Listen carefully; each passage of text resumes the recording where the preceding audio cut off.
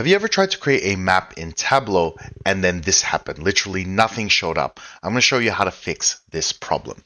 So here in Tableau Desktop, there's a thing we have to do when we deal with maps, which is we have to tell it where that information is going to reside. For example, if I have data that has Australian postcodes, I need to set the map settings to Australia. Same goes if I'm in South America, in the United States, in Africa, etc., etc., etc. So the data set I have is actually for the US. So when I try and do a visualization and it doesn't work, the first thing you want to check is your map setting. So up here in map, you're going to see edit locations. Now, depending on the data set that you have, sometimes we have a field that is the country, right? And that is particularly useful if we have data that spans the entire globe. Okay, so what we want to do in that case is set country region, okay, from field, this one right here.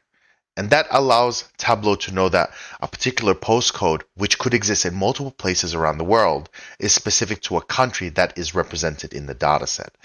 However, we don't always have that. Sometimes we have a data set which is literally just US postcodes, and there's no marker to say it's United States. In that case, what we do, which we have in this case, is we go fixed.